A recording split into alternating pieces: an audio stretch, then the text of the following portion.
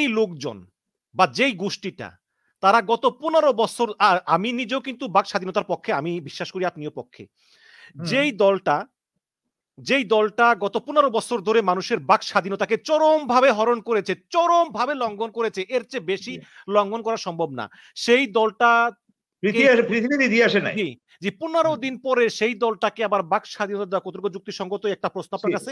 আর আপনাকে আরেকটা প্রশ্ন করি পলাশ ভাই, আপনি আমার সঙ্গে হয়তো দ্বিমত করবেন, সেটা হচ্ছে কি যে এই যে এটা তো আমি আপনার সাথে আপনার প্রথম প্রশ্নটা আসি, আমি এটার সাথে দ্বিমত করি না, আমি বলছি এখন এই কথাটা আসে কেন 10 দিনের ব্যবস্থা।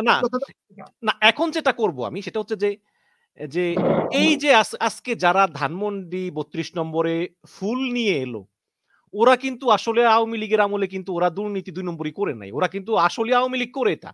এখন এই আওয়ামী লীগের নেতা কর্মী যারা আসলে ধানমন্ডি 32 নম্বরে গেছে, আমি নেতা উল্লেখযোগ্য কোন নেতা যায়নি, যেই গেছে মনে করেন একটা সাধারণ লোক গেছে, আমি কিন্তু এদেরকে সাধারণ লোক না, টোকাই টোকাই টোকাই এরা গেছে, টোকাই আমি কিন্তু এদেরকে ঝুঁকি হিসাবে দেখি না।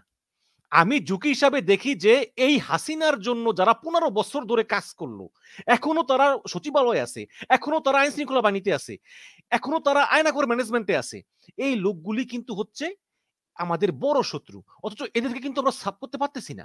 তো এই কারণে আপনি কি মনে করেন যে এই অবশ্য ছাত্ররা আজকে লাঠি নিয়েছিল, আমি এটা কিছু মনে করি না, কারণ এখনো আমাদের পুলিশ বাহিনী কিন্তু পুরোপুরি মাঠে নাই, কাজে আইন শৃঙ্খলা রক্ষা করার দায়িত্ব কিন্তু এদেরও আছে। কিন্তু মানুষের মোবাইল ফোনটা চেক করা, যে আপনি সন্দেহ হলে এটা একটা বিচ্ছিন্ন ঘটনা, ওইটাকে আমি ওইভাবে, এটা কি একেবারে র্যান্ডমলি তারা যেরকম করছে, পুলিশে যেরকম করছে, হ্যাঁ এরকম কি করছে, এটা দুই একটা বিচ্ছিন্ন ঘটনা এত বড় একটা ক্ষতর ভিতরে জাতীয় এত বড় একটা বিপর্যয়, মানে আমরা মানে 1 কোটির উপরে লোক সেদিন ঢাকা শহরে নামছে।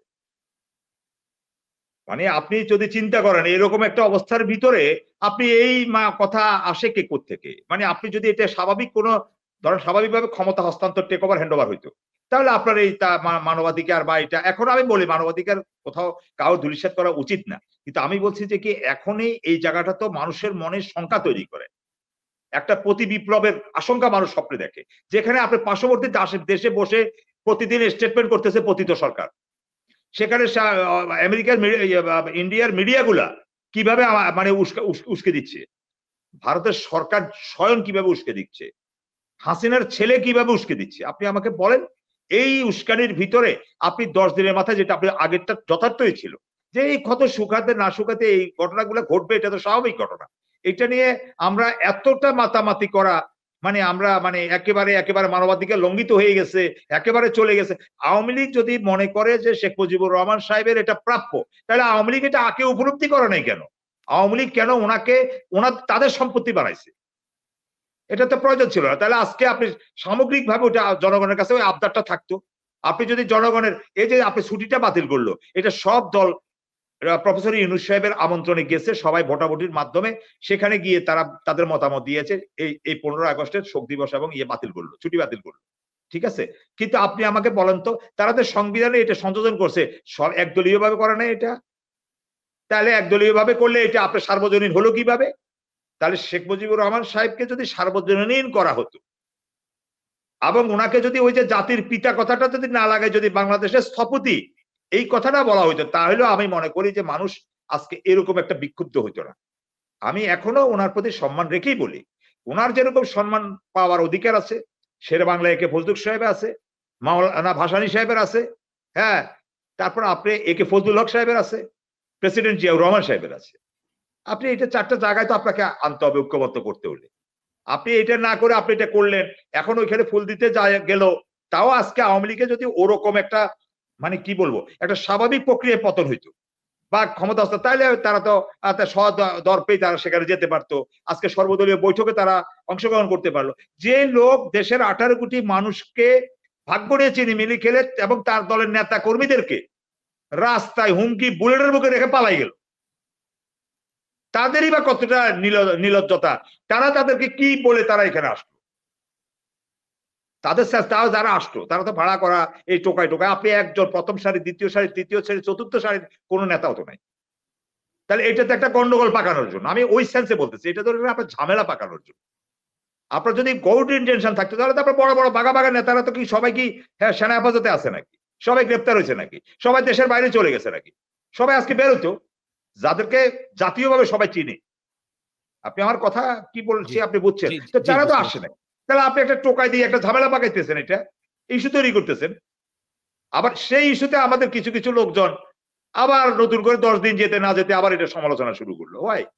আমি বলি ওরা বাড়াবাড়ি করতেছে। যেমন আমি আপনাকে যদি আপনি আমাকে প্রশ্ন করেন আমি বলে দেই।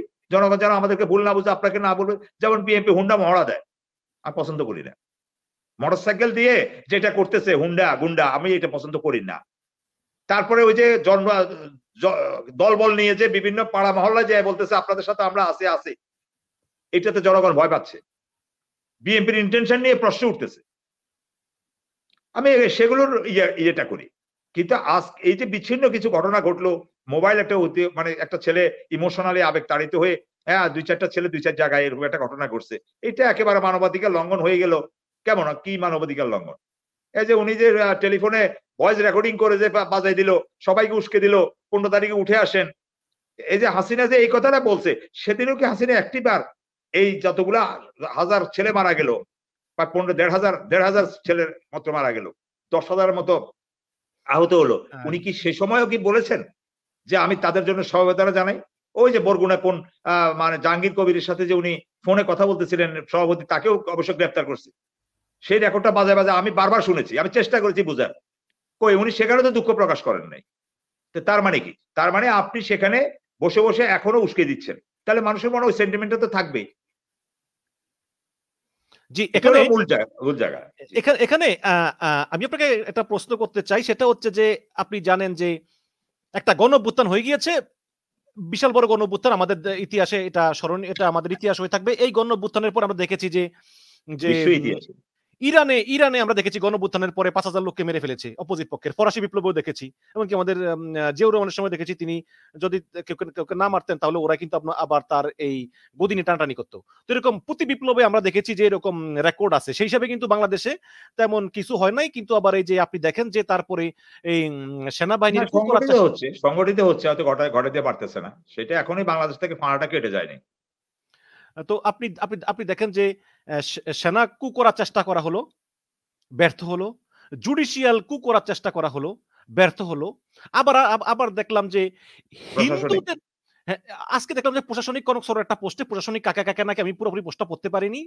একটা মিটিং করে বা বহির্বিশ্বের একটা কানেকশন নিয়ে আমি দেখলাম যে আজকে ১১ জন বা ১২ জন হাই কমিশনার বা রাষ্ট্রদূতকে চাকরি থেকে বাদ দিয়ে দিল সরকার।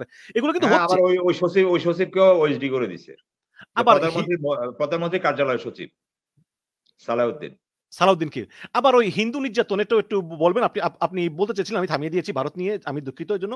কিন্তু আপনার কাছে এখন প্রশ্ন যেগুলোর আলোকে, যে আওয়ামী লীগকে কি আসলে নিষিদ্ধ করা উচিত কিনা? আওয়ামী লীগ কিন্তু পথ দেখিয়ে দিয়েছে জামাতকে নিষিদ্ধ করে ১ সপ্তাহ আগে। আওয়ামী লীগকে কি আসলে নিষিদ্ধ করা উচিত কিনা একটা সন্ত্রাসী সংগঠন হিসেবে, একটা গণহত্যাকারী দল হিসেবে, যেই দলটা যখনই ক্ষমতায় আসে তখনই দলটা গণতন্ত্রকে হত্যা করে? জি, আপনি যথার্থ বলেছেন। আমার কথাটা হলো যে কি, নিষিদ্ধ করার প্রশ্নে উত্তরটা তো আমি একটু পরে আসি। প্রথম কথাটা হলো যে কি, আপনি যে আশঙ্কার কথা বললেন প্রতি বিপ্লবের কথা। প্রত্যেকটা বিপ্লবের পরে প্রতি বিপ্লবের একটা ইয়ে থাকে। হ্যাঁ?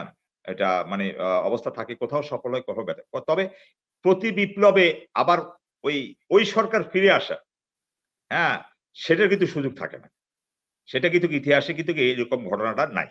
আমরা যদি এটা খুঁজে দেখি তাহলে দেখবেন যে আপনি প্রতি বিপ্লবের এই জিনিসটাই আওয়ামী লীগের লোকজনে বুঝতে পারছে না।